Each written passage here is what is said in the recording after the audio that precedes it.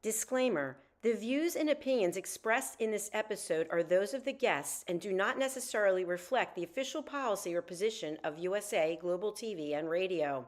The content presented is for informational purposes only and is intended to foster open discussion and debate. Viewer discretion is advised. USA Global TV and Radio does not endorse any particular viewpoint and encourages viewers to seek out additional information and perspectives. Saving America with Dr. David D. Schein.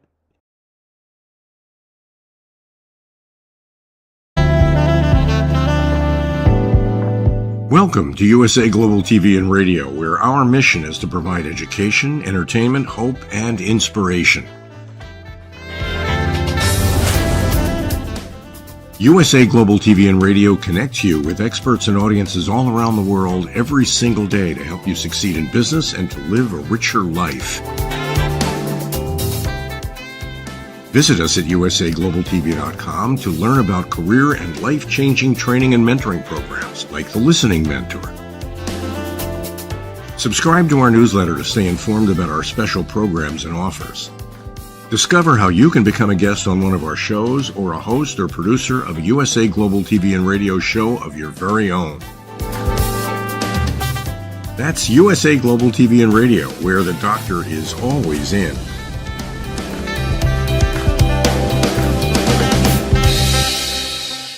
Welcome to Saving America. This is your host, Dr. David D. Schein.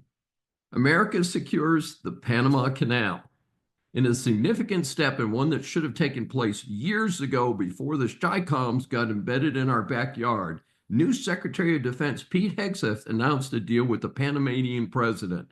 The Panama Canal will be secured end-to-end by the United States. Further, U.S. military ships will be given priority through the canal. Panama has also withdrawn from a Schein-Episode Belt and Road Initiative as part of the deal. In addition, the U.S. will return to operation of several military bases and begin joint training operations with Panama's military. As I mentioned in a previous Saving America, the canal is the second busiest waterway in the world and is crucial to U.S. water transportation and, of course, military access. Parallel to this, two critical Panamanian ports are now controlled by C.K. Hutchinson, which is controlled by China. A buyout by a mega group including BlackRock, announced a $23 billion deal in early March. However, it is on hold since early April as the Schein-Episodes are panicked about the deal. I think something will be done here, but not the next few days. Again, it's crucial to tie back the aggression of the Schein-Episodes in the world stage, but especially in Panama, given it's in our backyard.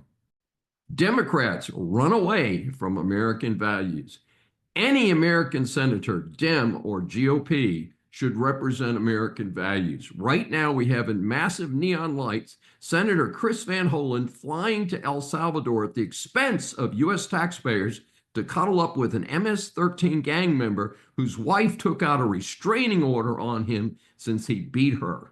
Folks, I cannot make this stuff up. Incredibly, the same day the jury verdict for the murder by an illegal of Rachel Morin, a Maryland mother of 5, was announced. It was not an accidental murder. She was brutally raped and then killed. The evidence was so overwhelming that the jury deliberated for less than an hour. I am reading that he is likely to get life in prison. I believe the death penalty is the only appropriate penalty here. How can Van Hollen be this out of touch with the state and the American people? This is disgusting. I understand that he has never reached out to Morin's family. I call on the taxpayers of Maryland to demand that he personally cover the cost of his airfare to visit an MS-13 gang member. Further, that a recall be initiated for this insensitive whack job. Maine governor clueless on what America wants. Of course, Maine Governor Janet Mills has openly defied the Trump administration executive order enforcing Title IX to prohibit biological males from women's sports and locker rooms. This means she is also defying her own voters who strongly favor protecting women in sports. The latest is the best U.S. Attorney General in the years, Pam Bondi, has filed suit in federal court to protect the rights of women and girls in Maine. I note that the left-leaning USA Today called supporters of the lawsuit anti-trans activists. Sorry, you jerks. Advocating for the rights of women is not being anti-trans, it is being rational. Despite the small number of biological males playing in high school and collegiate sports, the number of injuries is disconcerting. This is about safety, and that is why it is so popular with the American public. Biden gives a televised speech. Why? No less than far-left actor George Clooney threw Biden out of the 2024 election since Biden was visibly so far gone mentally. Sadly, dementia, at least so far in the medical science, is not reversible. In what universe would it have made sense to have Biden speak to reporters over his back fence, much less give a speech that was televised? Gee whiz! The press keeps making a big deal about his age. Again and again, it is not his numerical age, it is his mental state of visible dementia. In this case, he rambled and shouted. I regard having him stay in the White House as long as he did to be elder abuse. Parading him out for the rest of us sane people to make fun of him doubles down on elder abuse. Some of my audience may say, hey, Dr. Dave, you're being rough and unkind about Demented Joe. Well, I regard him as a token as all that is wrong in America. He was in office for 50 years and accomplished nothing to advance the American people. All the evidence that I have seen indicates that he ran some type of scam to sell his influence as VP through family members. He was not demented at that time, so I still want him prosecuted for that. I want him stripped of his ill-gotten possessions and put in a hospital for the insane. Many recently have called for a full investigation into who was really running the White House. Which liberal fools were making these irresponsible pardon decisions at the end? American taxpayers are entitled to know, and soon. A humorous note in the speech by Demented Joe was that he supposedly was there to defend Social Security. The problem is that he did nothing in 50 years to help Social Security. Trump has promised to protect it. Face it, folks, America is broke and has massive Social Security and Medicare IOUs facing it in the near future. All Americans should be pushing to come up with a reform plan. Telling lies about the Trump administration is definitely not going to help. And as if the Dems needed more bad news, mortgage fraud allegations against Letitia James. Most Americans know that Letitia James was the New York Attorney General that went after Trump for reportedly inflating the value of properties he owned that were mortgaged. This is despite the fact that not a single bank had complained. The huge bogus ruling against him is likely to be vacated on appeal. Now, allegations have surfaced that the New York resident claimed that her principal personal residence was a property in Virginia to get more favorable financing. The Federal Housing Finance Agency has raised these issues of fraud. Another allegation is that she has a 5-unit property in Brooklyn, but claimed it only had 4 units in permit applications and mortgage documents to get better treatment. Even more entertaining, she has been reported to have shown her father as her husband on loan docs, again to get more favorable terms. This could lead to prosecution for wire fraud, mail fraud, bank fraud, and false statements to a financial institution. I've heard one expert opine that she may have to resign her position even if she's just charged with these crimes, not awaiting a possible conviction. Hey, we'll be watching this one. Antitrust ruling against Google. A federal judge in Virginia has ruled that Google is an online advertising monopoly. This was in response to a suit brought by the U.S. Department of Justice. It is the third antitrust hit that the company has taken recently. Of course, Google, through its parent company Alphabet, will be appealing all these decisions for many years to come. So ultimately, the outcome will not really be known until the final appeals are concluded. Meta, the Facebook parent, faces its own antitrust action. In the meantime, another one of the Magnificent Seven, as a handful of big tech companies are known, is also going through the ringer. The feds are arguing that Facebook, through its ownership of Instagram and WhatsApp, controls the social media market for personal communications. In the interest of full disclosure, I've never been a fan of Zuckerberg, so the case is just fine with me. The underlying situation is that about a decade ago, Instagram was moving up rapidly and was bought by Meta to prevent it from competing with Facebook. Folks, that sounds a lot like a monopoly effort. Go woke, go broke, Delaware.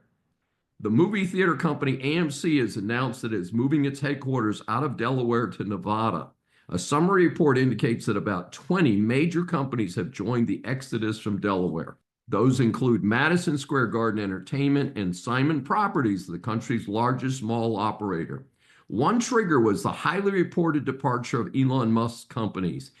He relocated Tesla and SpaceX to Texas, while Neuralink and Twitter X moved their headquarters to Nevada.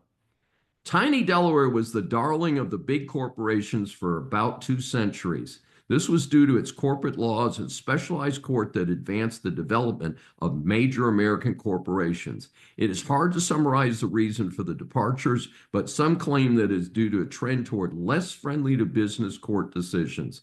The big one was a ruling against a huge compensation package for Musk from Tesla. In fact, Musk tried twice and lost both times as shareholder groups opposed the package. The allegations are that Delaware courts have gone woke, way woke, and corporations have a choice. They can move to other states, and of course, we're happy to have them here in Texas. All rise. Our series of interviews for Saving America establishes that the world is full of interesting people. Once you hear from our next guest, I'm sure that you will agree that she deserves the moniker of interesting person. Saving America welcomes Patty Catter. She is the host of Wake Up with Patty Catter, which is on Brushwood Media Network, which also airs this show, Saving America. Her show shares powerful stories of resilience, leadership, and patriotism, inspiring meaningful conversations and positive change. Her motto, Bound by Strength, United for Freedom, reflects her unwavering commitment to service. Married to Ken, a Marine Corps and Army veteran with a Purple Heart, wounded in Iraq in 2007, Patty became his caregiver, helping him navigate life after combat. She has a deep connection to the military and first responder communities. She comes from a law enforcement family, having served as a police reservist. She understands the sacrifices of those who have dedicated their lives to protecting others. She has a business, Catter Enterprises, LLC, and strives to encourage people to listen to one another, to be more open-minded, and to embrace one another through effective communications. We welcome Patty Catter for her first appearance on Saving America. Wow, thank you. That's the best introduction, and you did a lot of homework on that. We're doing our best here, and we love to have wonderful guests like you, and we're glad you liked the intro. And as you know, we ask our guests 3 questions to give them a chance to expose to our audience the kind of things that you're involved in. And you describe your commitment to podcasting as an early adapter. Tell our audience how your program developed. Right. So way back in 2006, my husband, Ken, was deployed to Iraq. And while he was there, I needed a way to communicate with military spouses because some of them started moving away from Fort Bragg, where we were located at the time. And so I found this little recording platform, and we started using it just to connect the military loved ones with one another. And next thing you know, I'm learning it's actually something called a podcast. So in 2007, it was April 2007, when we lost 9 of our soldiers who were in my husband's unit. That's when we launched this platform, and then later started figuring out, like, wow, this is a podcast. Wow, that's something else. And you're helping a disabled vet. Sounds like a special challenge. What can you tell us about your husband's path forward? What happened to him, and what's happened since then? Yeah, so I'd be happy to. When I met my husband, he was just getting out of the Marine Corps. You know, he had a air about him where he has these muscles, and he's pretty, very, very confident.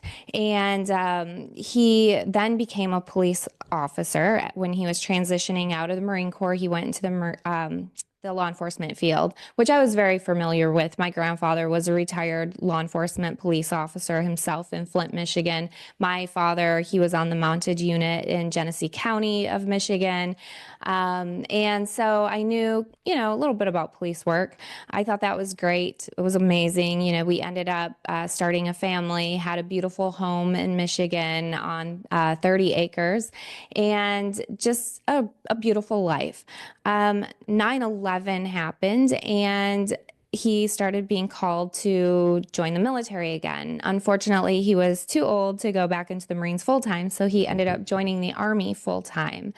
And from there, he just went in, head first. He was a paratrooper there because in recon Marines, he did, jumping out of the airplanes and the helicopters and all that stuff. So he still wanted something high speed. So he joined the Army as a Cav Scout.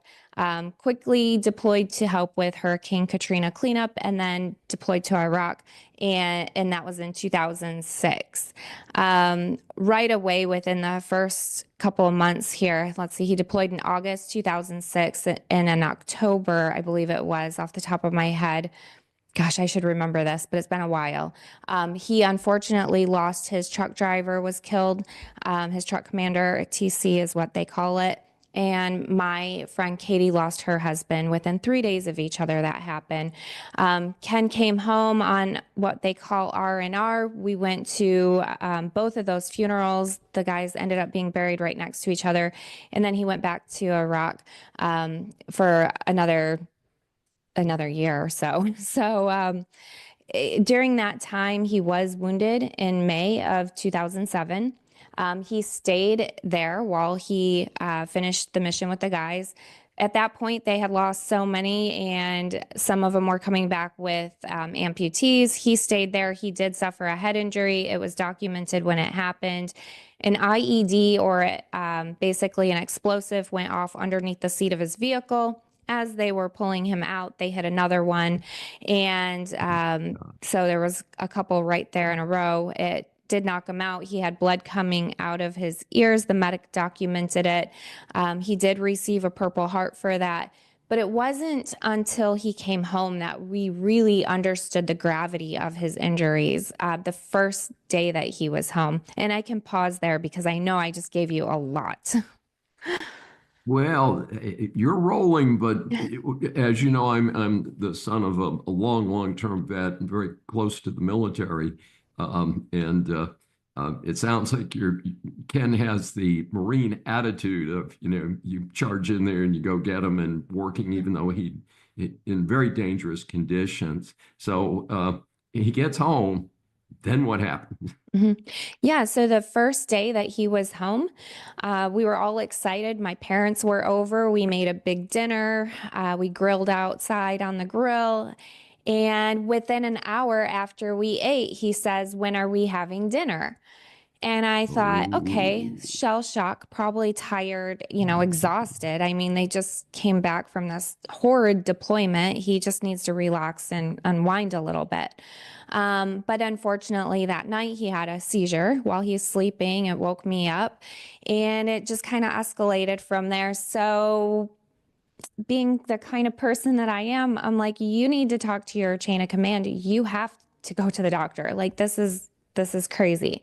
So he wasn't really fond of wanting to do that himself, but I was like, you just need to go get help. So he did. He went, they sent him to a neurologist, and right away that neurologist diagnosed him with a traumatic brain injury.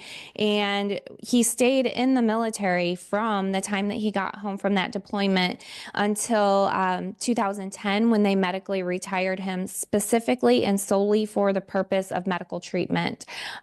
So he had all sorts of things going on. He had hearing loss, he had brain injury, which caused him to have vestibular problems, so problems with gait and walking, and he couldn't remember how to sign his name when he came home.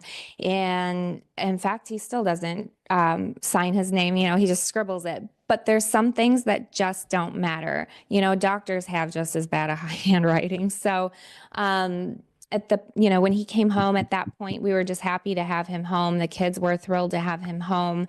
The day he left for his deployment, some of the neighborhood kids said, your dad's going to die in war because that's what soldiers do. And so for that 15 months that he was gone, the kids couldn't sleep very well either. They were going through their own trauma of having a dad that's not around. And then when he comes back, the kids are seeing his injuries as well. And, they went through a lot too as kids. Their dad would say things like, who left the clothes in the dryer? He left the clothes in the dryer, So some things, but again, some things didn't matter and some things were difficult. And how is he now?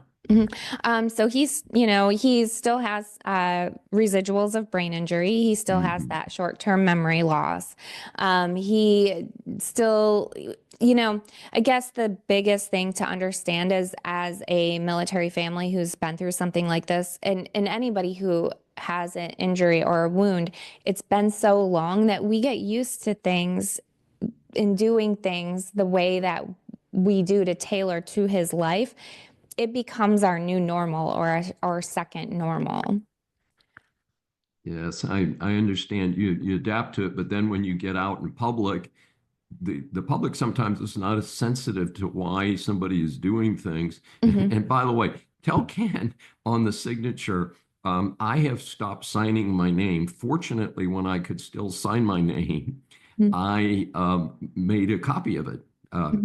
And I can drop it into letters, and so I can have this beautiful signature. But I actually personally signed a check last night, and it's illegible. But apparently my local credit union sees my legible signature. So my case is certainly not military related. I just have arthritis in my hands and all that. So tell Ken to hang in there. There's a lot of us who can't write our name anymore. But, well, I'm sure it'll work out. yeah, a few years ago, he went for brain stem cell therapy. Yes. And they told us within a year, you might start noticing something different with yourself. Maybe you'll start feeling better or something. Well, about a year later, he went to what's it called? The bariatric chamber treatment. And the hyperbaric treatment, that's it. Not the other one. That's a weight loss. He didn't do the weight loss. So he went to this process. And when he was there was another soldier who said, hey, Ken, do you want to paint something? And Ken's like, nah, dude, I don't paint. And he said, give it a try. Just give it a try. And he did.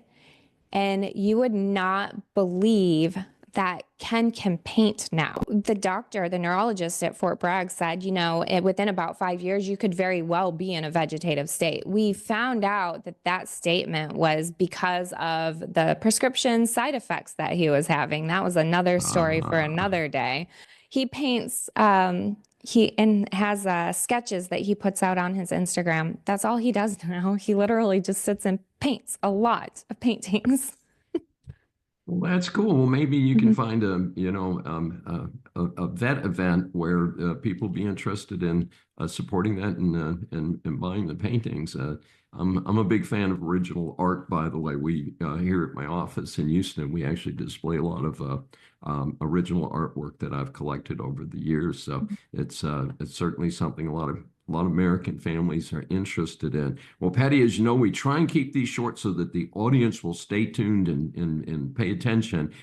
What's your best advice that you can give our audience when faced with real adversity? And certainly you've just described a really tough situation for you and your family. Yeah. You don't always feel like it, but you have two choices. Every day you have two choices. You sink or you swim. So it's up to you. I mean, you can do whatever it is that you want with your two choices. Sink or swim. If you choose to swim, it's going to be hard sometimes, but I guarantee that you're going to get further ahead if you just keep swimming. Sounds like some tough advice. Of course, some of us barely do the dog paddle, but we'll certainly keep that in mind.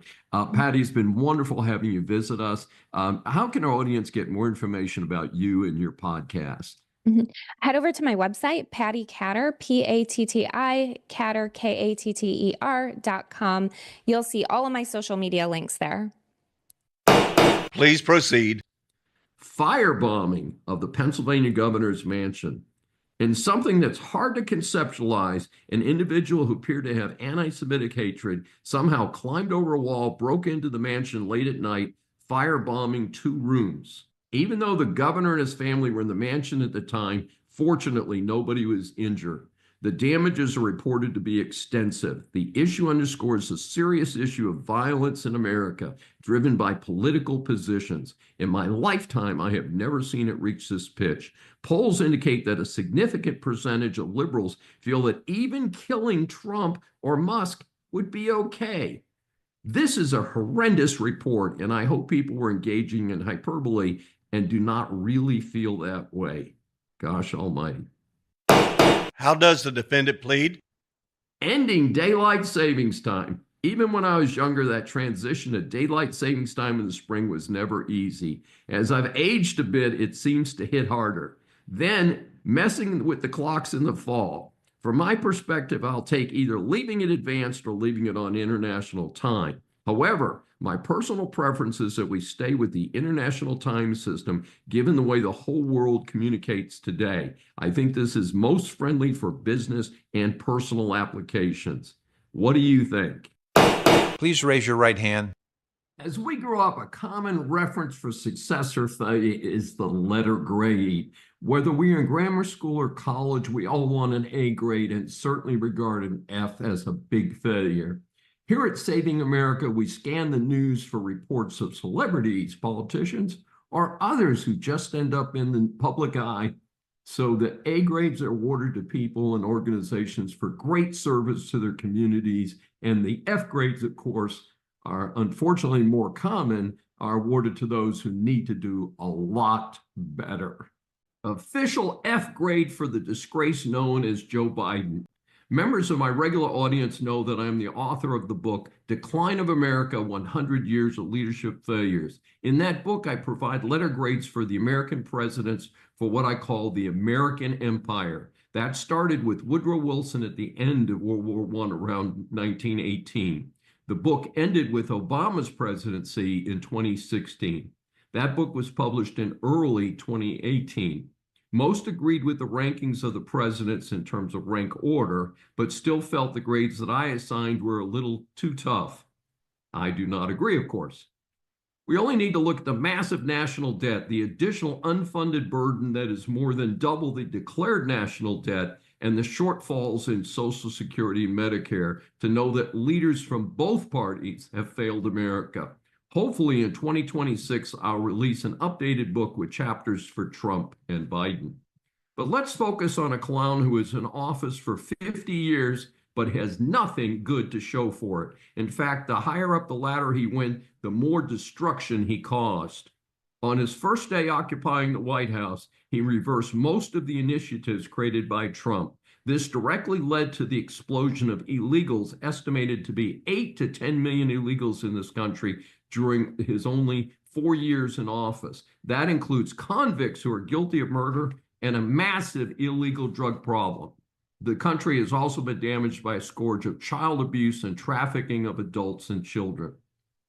He also killed the Keystone Pipeline, a true lifeline that will help America to be the leaders in energy for its own security as well as its allies. The latest is that the Democrats are trying to sell the materials for the border wall in an effort to frustrate Trump's plans to finish the wall. They apparently forgot the part about that they work for the taxpayers. That's taxpayer money, folks. In addition, we have instability around the globe with a special focus on Ukraine, the Middle East, and of course, dealing with the deranged Z in Red China. And who could forget the surrender of the Bagram airfield and the 13 dead Americans in one bomb blast during the botched Afghanistan withdrawal? We then come to the pardons. Nobody in America can be surprised that he pardoned his son Hunter. However, some misunderstood that this was to pardon himself, not Hunter. That removed Hunter turning state's evidence and ratting out Biden and his brother James. I still call for the Comer Commission to finish the investigation of this crew and, if appropriate, file charges. Inexplicably, another 1,538 grants of pardons and commutations were announced. This is interesting since they do not appear to have been carefully researched. One that attracted the most attention is former Pennsylvania Judge Michael Conahan. He was convicted in 2011 of funneling juveniles to for-profit detention centers in exchange for more than $2 million in kickbacks. He was sentenced to more than 17 years in prison after pleading guilty to racketeering and conspiracy charges. A number of those youngsters who were sent to these unearned facilities have had great difficulty following their incarceration. And in one particular case, a youngster did commit suicide. The families of the victims of this judge are going crazy over just that one pardon. How does freeing convicted criminals, including drug dealers and other bad actors, help the Democrat Party or Biden's already pathetic legacy? Inquiring minds want to know. Given how off the rails this appears to be, I have to question is if this is a play-for-pay scheme. Perhaps rewards to Biden with cash for an undeserved presidential library, or maybe just straight payola. I did want to raise an important legal question. Could we use the 25th Amendment to disqualify Biden mentally after the fact, in turn, revoke anything he did in his last month or 6 months, etc.? Let's see. I'm sure that my listeners are aware of his attempt to buy votes by writing off student debt. Not only did that backfire in his face, but the federal courts consistently ruled that he could not do so, and he kept on doing it. Then the unauthorized and, in my opinion, illegal application of rules to allow illegals to appear to be here legally has been a continuing problem. KTRH Houston claims that over 1 million illegals have been granted TPS, temporary protection status. This prevents deportation of foreign nationals who come from countries that are designated as ones experiencing famine, war, or natural disasters. Of course, this does not apply to most of the millions here illegally. There are 17 countries with TPS designations from Afghanistan to Venezuela. I might be okay with some of this if there was a legitimate screening process and proper limits placed on it, like having a sponsor with, say, 90 to 120 days. Then we had lawfare against Trump combined with ridiculous and unconstitutional treatment of the protesters on January 6, 2020. We've experienced the politicization of the FBI, DOJ, and other government agencies. This must be undone and then never be allowed to happen again. There's much more to say, but hey, time is limited. Dr. Dave awards the Saving America F grade to the disgrace known as Joe Biden. Motion denied.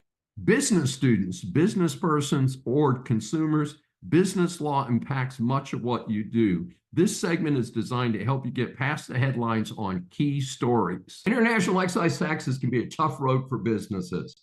Texas Truck Parts and Tire, based in Houston, Texas, is a wholesaler and retailer of truck parts and tires. It purchased tires from Chinese manufacturers between 2012 and 2017. Texas Truck did not file quarterly excise tax returns or pay excise taxes on those tires. It claimed that the Chinese manufacturers were the importers responsible for the tax. Following an IRS audit, Texas Truck was assessed approximately $1.9 million in taxes. Texas Truck paid only a portion of the taxes and then filed for a refund. The IRS ignored the refund request. Then Texas Truck filed a lawsuit seeking a refund. The government counterclaimed for the remaining taxes owed. Right off, it sounds like Texas Truck should have waited for the IRS to sue them. Maybe they would have skipped it. The U.S. District Court granted a summary judgment in favor of Texas Truck. It determined that the Chinese manufacturers were the importers and less liable for the excise tax. The court's reasoning was that Texas Truck did not bring the tires into the United States under the applicable Treasury regulations. The U.S. Court of Appeals for the Fifth Circuit reviewed the case and held that Texas Truck was the beneficial owner of the tires and therefore liable for the excise tax. The court found that the district court erred by not considering whether Texas Truck was the beneficial owner under the Treasury regulation. The IRS appealed to the Fifth Circuit Court of Appeals. It concluded that under the specific facts with the way the tires were imported into the United States, that the Chinese manufacturers were the nominal importers, but that Texas Truck was really the beneficial owner under the structure of the transaction. Therefore, Texas Truck was responsible for the excise tax. Consequently, the court reversed the district court summary judgment in favor of Texas Truck and rendered judgment for the government and remanded the case to the district court to determine the damages. It's not clear from the decision, but I think if the tires had come in a large shipment and were distributed to various wholesalers, Texas Truck might have had an argument. The case implies that the tire shipments went directly to this company. Objection, Your Honor. Something that would never happen in the private sector. Apparently, many federal employees are spending most of their time on taxpayers' payroll doing work for their unions. A bill recently proposed by the Republicans in Congress would end taxpayer-funded union activities by federal employees. Apparently, Trump tried to limit this to 25% of their work time, which I still find ridiculous, but Biden-Harris administration reversed this rule, and that means that you could have people on the federal payroll spending 100% of their time working on their union activities. One of my planks in saving America is to have our federal workforce do real work or get fired. Doing union business should be on their own time, period, end of discussion. May I remind you, you're still under oath. Our series of interviews for Saving America establishes that the world is full of interesting people. Once you hear from our next guest, I'm sure you'll agree that he deserves the moniker of an interesting person. Saving America welcomes George Fernandez. He is a visionary leader and entrepreneur with over 20 years of executive experience in both private and publicly traded companies. He specializes in electronic payments, ATMs, cryptocurrency, and precious metals. Thank you. Throughout his career, George has driven the creation and implementation of strategic and has established several companies as market leaders. He's played a pivotal role in decision-making, actively participating in design, market strategy development, and launch of innovative products, including the world's first ATM to dispense gold-backed notes. He has a proven track record of not just launching and scaling successful ventures such as PowerCoin and Level 4 Americas, but also in cultivating a collaborative and innovative company culture. Under his leadership, PowerCoin rose to become one of the most profitable crypto ATM deployers globally. During his time at Level 4 Americas, he guided the company to its position as the largest retail ATM deployer in Mexico and a prominent player in ATM software testing in the U.S. He steered Paramount to become one of the largest ATM operators in the U.S., led Heller Capital through strategic acquisitions and boosting their market power. George has served on the board of the ATM Industry Association, established the Crypto Deployers Forum. He is a recipient of numerous industry awards, the Lifetime Achievement Award from ATMIA, and also listed in the Marquis Who's Who directory, holds an MBA in International Business from UMiami, Herbert School of Business, and a BS in Marketing and Computer Science from Seton Hall University. He is fluent in English and Spanish. He's presently Chief Strategy Officer of Magnus Consulting, operating from both Florida and Puerto Rico. We had to shorten his bio so he would have time for the interview itself. We welcome George Fernandez for his first appearance on Saving America. Wonderful. Thank you, David, for that introduction. Are you sure that that's me that you're reading all the stuff about? Well, I sure hope so. Otherwise, we're going to be in trouble for false advertising here or something like that. So, I appreciate the invitation of being here. You bet. Well, we're delighted to have you. And you are speaking to us today from your base in Puerto Rico. Is that correct? That is correct. Okay. Your first time interview from the island, and we're delighted to have you. As you know, we ask three general questions of our guests. In our years interviewing guests on Saving America, you're our first guest to speak about Puerto Rico. You have shared with me that the island is faced with challenges, but many are the result of problems of administration. Please explain more about that to our audiences. Sure. So one qualifier before I gave my opinions, and that is I am not Puerto Rican. I wasn't born here. I wasn't raised here. I've been traveling to this island for the last 30 years on business. I've been married to a wonderful Puerto Rican lady for the last 12 years, and I've lived here for the last 5. So that's kind of my connection to the island. I have gotten pretty involved in the local, politics, not being a politician, but just being aware of what's going on in the island. And I find that, traveling the world sometimes is better to have an opinion about something when you're not emotionally connected to that subject, right? So as I've traveled here and as I lived here, and, again, having a Puerto Rican in my house, I hear a lot of the things that are historical, which have led to some of the problems. And again, having my background, and I'm originally Cuban, but I lived in Spain and the United States and lived abroad, done business all over the world. I'm able to look at the situation here with a completely different set of eyes from perhaps the locals who look at it mostly from a passionate perspective and point of view. So that as a background to make sure that people understand that I'm saying this not as a Puerto Rican, but as an unattached person in this situation. So on to your question. This is an island that it's 100 miles across and 35 miles up and down.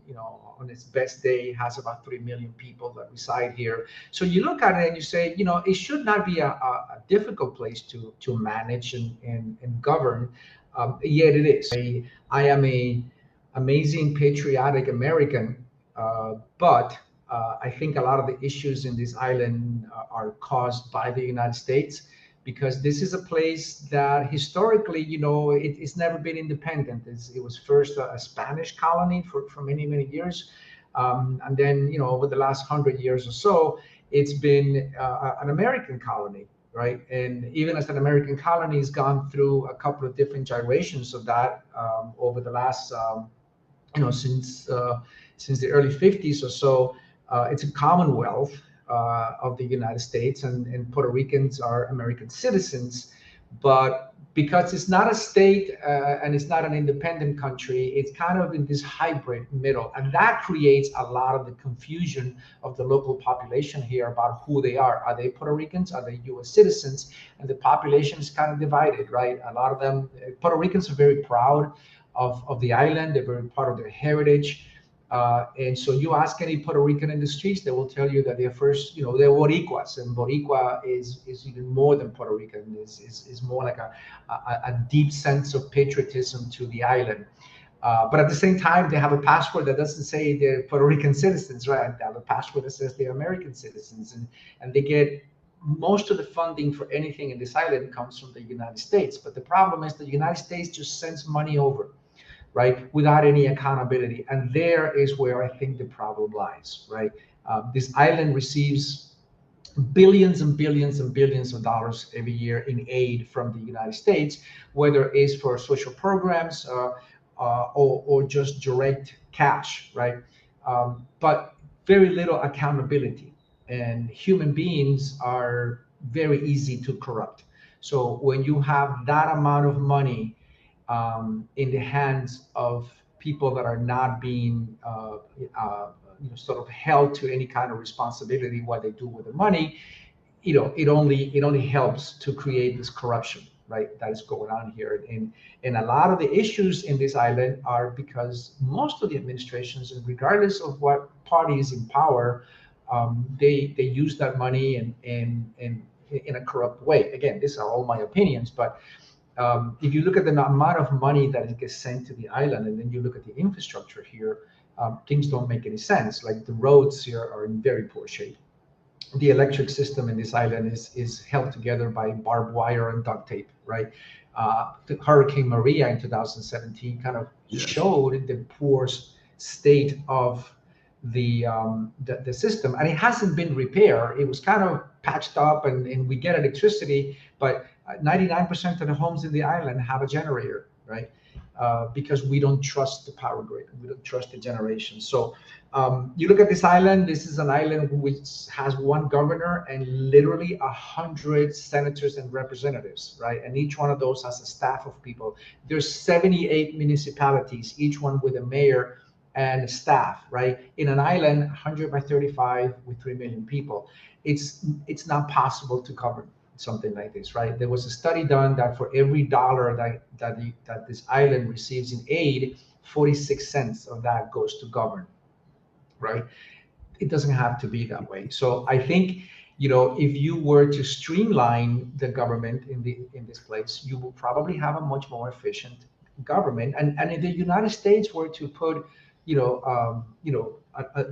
accountability for every dollar that they send to the island, I think we would eliminate some of this corruption that we have here. So government here is not people that run for governor, not just government, but any local, any public service office. It's kind of a job, right? Let's go be in power so that we can take advantage of these wonderful benefits that the United States mainland, as they call the country here, sends us every year. And so I have personal experience where people have said, hey, our party's in power right now, let's go eat at the buffet. Literally, that's how it was sold to me. And qualifier, I'm not a politician, will never pretend to be a politician. I don't like it. I stay clear of it, but it is a hobby of mine to see how the politicians work. And in my job, I've had to not just go appear before the U.S. Senate for some things that were being proposed that were going to damage our industry, but I've also appeared before the Mexican Senate for something similar. And I've spent a great deal of time between 2012 and 2014 walking the hallways of the Senate here because they were going to do something similar. So I'm very familiar with how politics works, which is why I stay clear of it. But it is pretty interesting. And I think where you've been going ties in nicely with our second question, which is, what is the viewpoint of Puerto Ricans about becoming the 51st state of the United States, which has been bopped around mostly as a political weapon because the Democrat Party believes that the island would be primarily a Democrat stronghold. I don't know if that's even true, but what are you seeing there on the ground? Yeah, so because Puerto Rico is not a U.S. State, right? There's primarily two parties here, which have nothing to do with Republicans or Democrats. The population here is divided amongst people that want statehood, right? They want Puerto Rico to be a state, and that is called the PNP party, the Partido Nuevo Progresista. And then there's the Popular Party. The Popular Party wants Puerto Rico to remain its current status quo. Okay, and then there has been an independent party that up until this year has been on the fringes, right? People that want Puerto Rico to be an independent nation, and that used to be polling around 1% of the population. Interesting this year, that party created an alliance with another party in the island, and all the polls say that they are going to be second, which is historical in the island, right? Beating the PPD, which is the Popular Party, which wants this place to be a status quo. So if they get that kind of support, it's going to be interesting how the politics in the island are going to change. Most of the polls show that Jennifer Gonzalez is going to be the new governor, and she belongs to the PNP party, which is the pro-statehood. But at the end of the day, all of this stuff is a lot of it is politics, to your point, right? In order for Puerto Rico to be a state, you have to have a supermajority of people voting for it. That has never happened. The best time that they've had in that is a 52% plebiscite that they did in 2012 around there, which it got 52%, but then the other party cried foul because of the way they worded the question.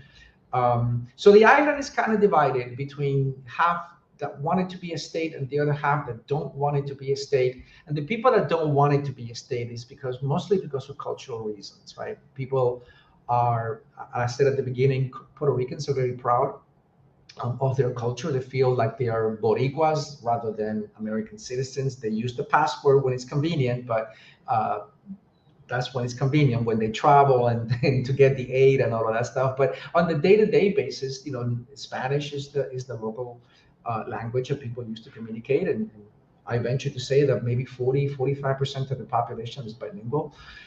Even though the education department here gets $5 billion a year in aid from the U.S. government, it's kind of ridiculous that the population is not 100% bilingual.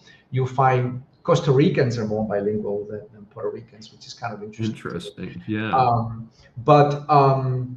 And so the PPD wants to be status quo, send me the money, I'm going to use it however I want to, I'm going to govern myself, and I'm going to keep my culture, I'm going to send my own Miss Universe contestant, I'm going to send my own team to the Olympics. And believe it or not, as bizarre as that sounds, that is a reason that they use in order to continue to be in this status quo. The PNP party says, no, we are discriminated against because we're second-class citizens. When I've challenged everybody to define what those things are for me, nobody can give me a reasonable, unemotional answer, right? So the people that want to be independent, the PNP party, I say, well, how are you discriminated? Please explain that to a non-Puerto Rican. And they give me all these things, which are all emotional, right? None of them are factual. And so I think because of the interesting dichotomy of the island, again, there's a lot of confusion as to who are we, right? As an island, as a nation. And some people do identify with being Americans. And the PNP party is, they wave both flags with equal enthusiasm. And, it's funny. I'm a gringo here, which is kind of ridiculous, right? But I'm a gringo here. I have a U.S. flag on my truck, and people go, oh, they refer to me in my neighborhood as the gringo, and I'm like, what's a gringo? So are you. I remember one time there was this soccer team. Anyway, it's a long story, but the U.S. was playing another country for the World Cup, and the U.S. lost, and this bunch of guys were sort of, being glad that the Americans lost, but they were doing it in a very derogatory manner, and F gringo and this, that, and the other. And I went over there and I said, hey, what part of Colombia are you from? And he said, what are you talking about? I'm Boricua, and I'm like, why do you say that? I'm going, because you were talking crap about the gringos, but I bet you have a U.S. passport, right? And that threw him for a complete loop, right? And I was doing it to prove a point, right? Like, you call me gringo, but so are you. But it's part of the challenge of living here. I see when people from the mainland come to live here because they have these tax incentive programs, and they come to live here and they struggle for the first 6 months to a year because they come with the belief that, this is just like moving to Kansas. No, it isn't. This is more like moving to Central America than it is to moving to Kansas, right? The infrastructure is different, the culture is different, everything is different. But there's this underlying feeling about the gringo that is coming to the island. There's a whole bunch of people that are very resentful that Americans are buying up a lot of the good Americans, right? That are buying up a lot of the good property in the island. And I'm not emotionally attached to any of this stuff. So even though I've been coming here for 30 years, I've been married to a Puerto Rican for 10 or 12 now, and living here for 5, my rational mind still cannot grasp this this feeling. And my wife has told me, it's like, the problem is, George, that you are a gypsy, right? You grew up you were born in one place, you grew up in 2 or 3 other places, and you've been traveling the world for 30 years, and you don't have this sense of patriotism and all of that. And I'm like, okay, fair enough. Maybe if I was born and raised here and had the history that the Puerto Ricans have, maybe I would feel that way. But since I don't, I look at all these things in a very practical matter, and a lot of it doesn't make sense to me. My father, taught me that in someone else's house, you don't have an opinion, right? So I say these things to you, and I used to say these things when I first moved here to people that were from here, and I was not a very popular person. So my wife was like, "You need to tone that down." My wife is an attorney, and so she has a lot of customers, and she's known in the community, and she's like, "Look, stop being a gringo, and just you're not going to change history. I agree with you now that I met you and we've traveled the world together, but you're not going to change culture. So just accept it." And so I do. And with that, we're running a little bit long, but Sure. I wanted to get in our third question and give you a chance to talk a little bit about your business, because your business doesn't really have anything to do directly with Puerto Rico. But you are a pioneer in the ATM industry and crossing over with cryptocurrency, which is also something very avant-garde. Please share with our audience what you project will be the further developments in those industries. Sure. So the whole concept of, so the first Bitcoin was created in 2009, and then by 2013, this ATM showed up that will allow a person to buy Bitcoin through an ATM, using cash.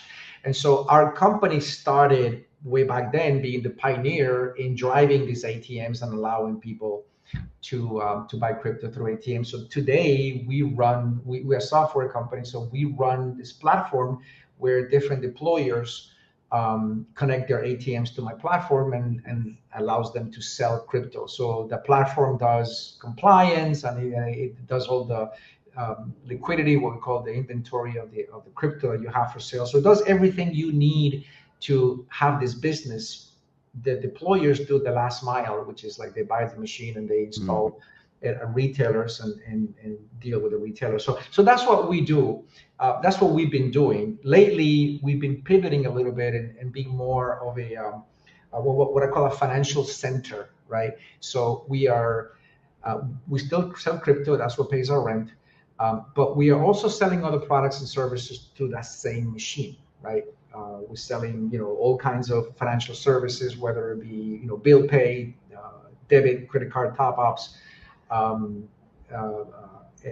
doing currency conversions in some markets. We also started selling gold notes, right? Something called a gold back, which is an actual piece of it's the size of a currency of a $20 bill, but it's made of 100% gold, 99.9% gold, right? And so it's been sold online, but we started dispensing that through ATM. So we are integrating all of that into one device, and that's where we see our future. We're still going to be in crypto, because that's a big part of our business, but we are also pivoting to offering these other products and services to our customers. And that's, we're going to see that across many different stores in the United States. And by the way, we were the pioneers in Puerto Rico in installing those kinds of machines, and we still have a leadership position here. So. Fantastic. Well, George Fernandez, it's been great having you as a guest. As you know, we became instant friends when we connected a few weeks ago. How can our audience get more information about you and your company and your endeavors? Sure. So we have two main websites. The crypto is bitstop.co, bitstop altogether .co, not without the M. And then the other one is the Gold ATM machine, and that website is goldatm.com, right? Same company, just two different products, goldatm.com. This session is adjourned. Thanks for joining me for Saving America. If you have questions or comments, please find me on various social media sites. I'm Dr. David D. Schein, and I will see you next week. Welcome to USA Global TV and Radio, where our mission is to provide education, entertainment, hope, and inspiration. USA Global TV and Radio connects you with experts and audiences all around the world every single day to help you succeed in business and to live a richer life. Visit us at usaglobaltv.com to learn about career and life-changing training and mentoring programs like the Listening Mentor. Subscribe to our newsletter to stay informed about our special programs and offers. Discover how you can become a guest on one of our shows or a host or producer of a USA Global TV and Radio show of your very own. That's USA Global TV and Radio, where the doctor is always in.